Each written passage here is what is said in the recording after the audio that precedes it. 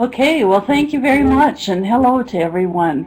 I'm going to talk today about the story behind the story of the reinvigoration of the 3M brand a few years back. It started. I was with 3M for over 35 years and led the development of the reorganization and reinvigoration of the 3M brand from 2010 through 2011. And I started my own business in May of last year. I'm a brand consultancy business. And moving right along, for those who aren't too familiar with 3M, it's a $30 billion company based in Minnesota, but with operations in 70 different countries, and sells products into 200 countries. There are 88,000 employees. About 2/3 of the sales are international. And 3M is strongly associated with some brands such as Scotch brand, Post-it brand. The logo is red for those of you who care. But really, so what? Those are a lot of facts and a lot of whats, but other companies don't buy on the basis of a company that's big or global. And prospective employees don't join a company just because it's big and global. It has to be so much more, and that's what this story is about today. This was a scheme that was introduced to us by Lippincott, which is one of the resources we worked with on this brand reinvigoration. And you see the four different quadrants. In the upper right-hand corner, you'll see legends. And these are brands such as BMW or Apple, Amazon, brands that have acquired not only a reputation for a wonderful brand experience, but also for a wonderful story. So the goal is to be in that northeast quadrant there, the Legends quadrant. And 3M was more in the Experience Master quadrant you see at the upper left. This was because 3M has a very strong experience. Customers stay with us for a long, long time, and they love 3M, are loyal to it.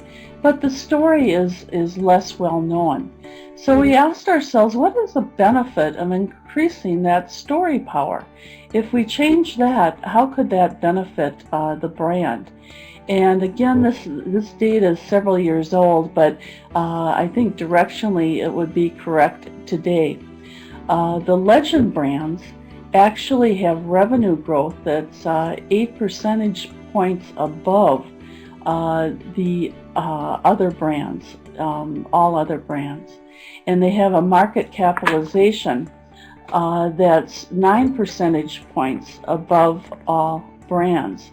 And you see the legends are much more financially advantageous than those who are in the Experienced Masters quadrant. In other words, brand strength really improves revenue, margin, plus overall shareholder value. So before I go any further, I'd like to introduce some definitions, just two slides here, so stay with me. The definition of a brand story is really that overarching story. It captures the spirit of the brand and ties together all of the brand's individual components into something that hangs together. It's cohesive, it's compelling. And the characteristics, it has to be delivered, it has to be supported by what can be delivered consistently, day after day, month after month, year after year. You have to be able to deliver on the story, or it lacks authenticity. Also, it needs to focus on what makes the brand distinct. If a brand is not distinct, people won't pay anything more than the average brand for it. And if it's not relevant, that's another key point, people won't buy it at all. And it needs to be compelling. Karsten covered some of the elements of compelling, but something that compels people to action and reinforces their decision. And finally, it combines the ideas behind a brand promise, essence, brand goal, and brand personality, which is our next slide. So the brand essence is really what the brand stands for. It's a very short statement. It's internal, and it's those indispensable, indivisible characteristics or prime drivers. The brand goal is why a brand does what it does. What's the reason, the fundamental reason for being? Brand personality is really that unique style of the brand. It gives it a human-like quality and connects customers and others to it emotionally. We have brand reinvigoration, and that's what this story is about. It was really about adding new energy to an already strong brand, and through identifying new insights and implementing new ways to really reach our prime audience, to express the brand and deliver it. And finally, aha is that sudden insight or discovery about a brand that delivers additional impact and power. So what were the driving forces behind this initiative? First of all, our internal and external research indicated that there was declining awareness of 3M brand among key groups, particularly in developed countries. And this was because there was probably less focus placed on awareness, which Karsten also covered. That is really key. And when you think about it, if a consumer's life, people buying Scotch brand tape or Post-it notes, is 80 years, say, maybe 70 years they'd be buying such products, well, you automatically lose about 1% of your population, more than that, each year. And in the business-to-business world, that's about 80% of 3M's business. How long is a career? How long is the part of the career that is making buying decisions? Well, maybe that's 20, 30 years. So each year you're losing at least 3% of your group to retirement and other assignments. So 3M innovation position, we believed, had credibility, but the story just wasn't getting through. And we also knew that people know 3M mainly through seeing products on store shelves or through using the products at work and at home. So products were a key part. And finally, 3M's employee base is typically very well educated and very solid professional people. And they have been with the company for typically a really long time. And they could be leveraged far more than as brand ambassadors, we believed. So the goals were to increase customers' understanding of 3M, going beyond the what of 3M. And 3M is very diverse, businesses ranging from dental to healthcare to auto, body repair business to deep industrial abrasive products, to the optical films that are used on many personal digital devices. Probably you are within an arm's reach of several 3M products. So we wanted to make sure that they were united. Also, a lot of 3M products disappear, either in the manufacturing process of customers, such as when sandpaper is used to polish, say, orthopedic hips. The abrasive disappears in process, or other times it's incorporated as electronic component, for instance, into a digital device. So the brand disappears more than 3M would like and becomes invisible. Finally, we wanted, or next, we wanted to capture the imagination of the millennial generation. And finally wanted to inspire employees as well as the market. So those were the goals. Let's take a look at the process really quickly. There were four inputs, four big inputs, I should say, really a wide range. going from, review of secondary sources onto executive interviews and workshops. And at this point, we were winnowing the 7 options for a strategy and story down to 3, which we took out to customers and to market analysts to get some additional input. Also took a look at our competitors or our comparator brands, and to make sure that what we were offering was distinct from other great companies. So what were some of the ahas? First of all, that I guess no surprise to anyone, innovation. 3M was one of the first companies to really promote itself as being innovative. And that was 25 years ago, and at that point it was quite unique. Very few other companies, if you can believe it, did not use that, at least very much. But in the ensuing years, we found that lots of other great companies were starting to promote innovation. In fact, in an analysis of websites, we found that 70% of the top 100 brands were mentioning, if not focusing on innovation on the landing page, the first page of their website. So making it available as a singular concept was really out of the question. And also looking at our own website and what we were communicating and other inputs, we found that we were the company of what's. We were communicating a lot of the what's of the 3M brand, but innovation kind of got lost in the overall communications effort. And yet 3M has the credibility, the capabilities, the track record to make a really strong innovation story. It just wasn't known.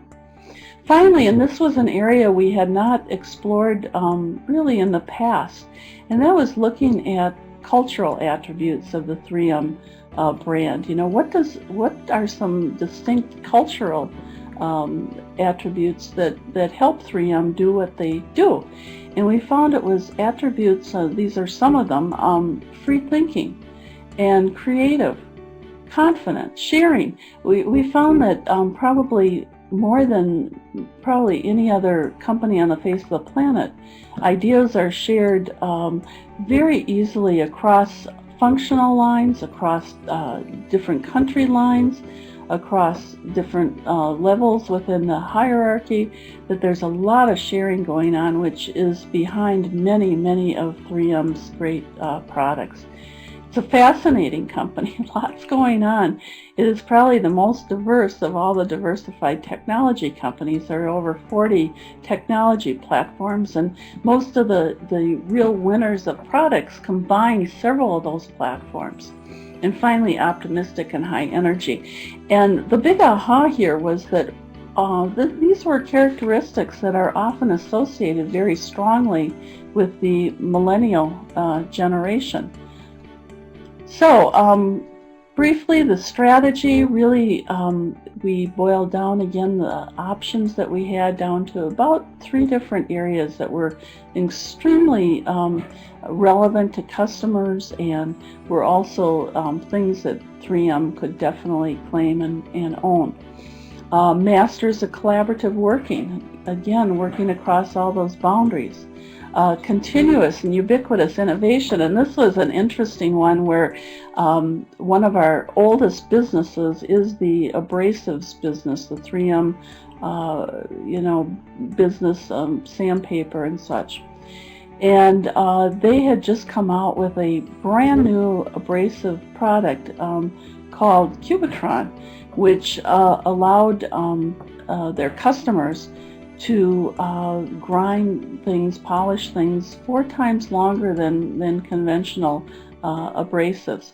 And our strategic resource on this was dumbfounded. They couldn't believe that 3M had actually an R&D effort going on in something as mature as that area. And we were dumbfounded that somebody would find that surprising.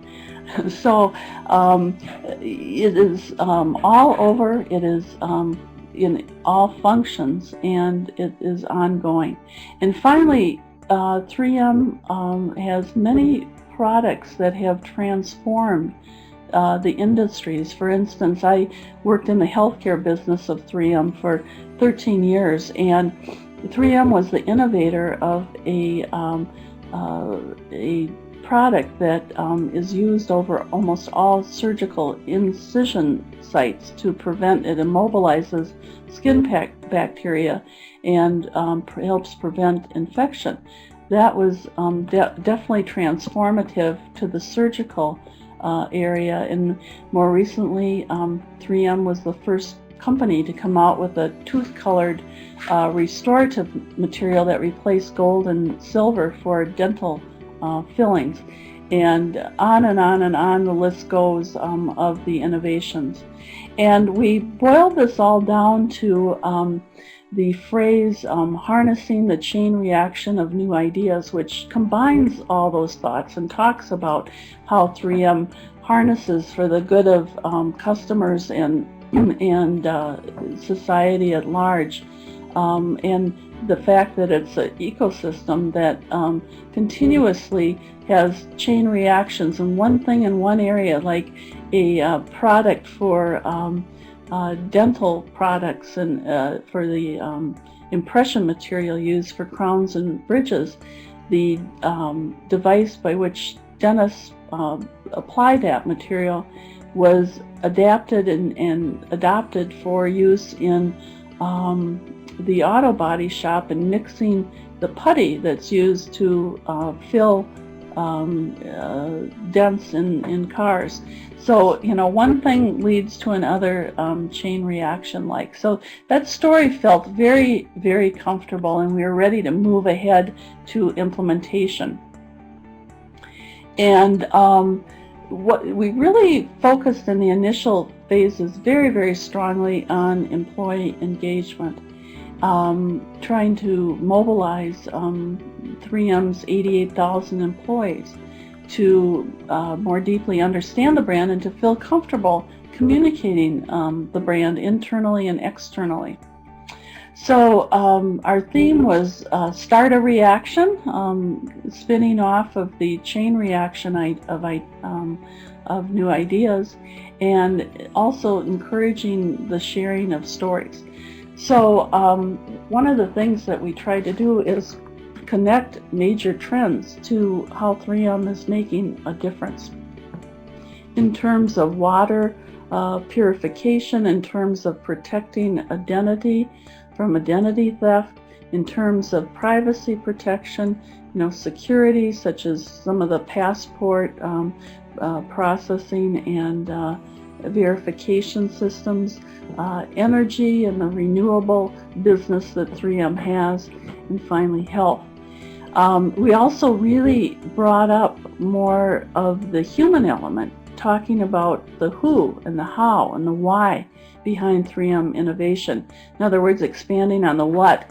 And as I was preparing for this presentation and getting some of the facts about 3M for that intro slide I showed, I hadn't been on the 3M.com site for a while, and I was just astonished by how many of the who and how and why is now on that site. It's taken, you know, several years to really make that kind of transformation, but I actually had some difficulty trying to track down those facts that I showed you earlier. So I take that as a real victory, and of course the point is that when you have a major change like this, it is really, really takes many, many years to you know, really see it in practice. We really relied on 3M-owned imagery, both to save money and as well as there's an authenticity there, and actually using employees versus models in the communication. And finally, a clear call to action to really give people permission. They weren't sure, you know, there's always confidentiality concerns, and some employees were reticent to share for that, but giving people more permission to really get out there and tell the story. That we heard from customers time and time again. They wanted to know who 3M is, not just what we offer and what we do. So in keeping with that, we were encouraging employees. We used existing vehicles to communicate largely. This was global, and there were different countries had different approaches to this, but a lot of them used internal kickoff events. And in all the campaign, we look for opportunities to actually use 3M products. 3M is a leader in commercial graphics. You may see the sides of trucks colorfully decorated, sometimes buildings with big graphics, and oftentimes that will be 3M graphics that make that possible. Also a very interesting approach where 3M has developed what they call virtual presenter or mannequin, and this is a person that is like a holograph. It's used actually in airports in New York and elsewhere, but it talks to people and it looks for all the world like real, but it is just two-dimensional, created with 3M film and other products. And finally, on the implementation, we used posters, and then we had a brand book, upper left-hand corner, that was distributed to key leaders around the world in printed form and made available to all employees in digital form.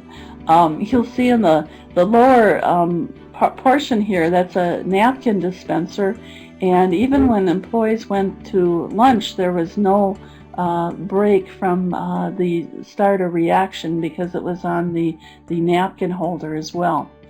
And finally, 3M headquarters in St. Paul, Minnesota has a campus of many buildings, and this is a van that gets people around the center. So we saw the starter reaction. Again, the commercial graphics film made that possible. So Karsten, I don't know if we still have time here to do the brand video, but here's what brings it all together, and I'll be quiet and let the video speak for itself.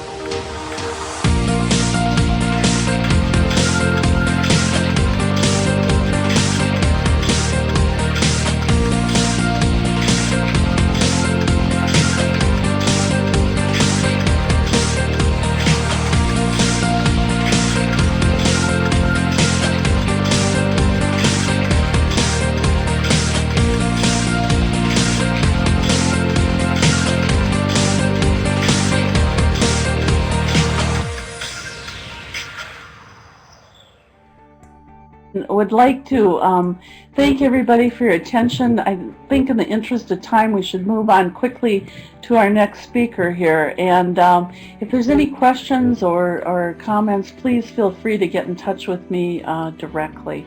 Thank you.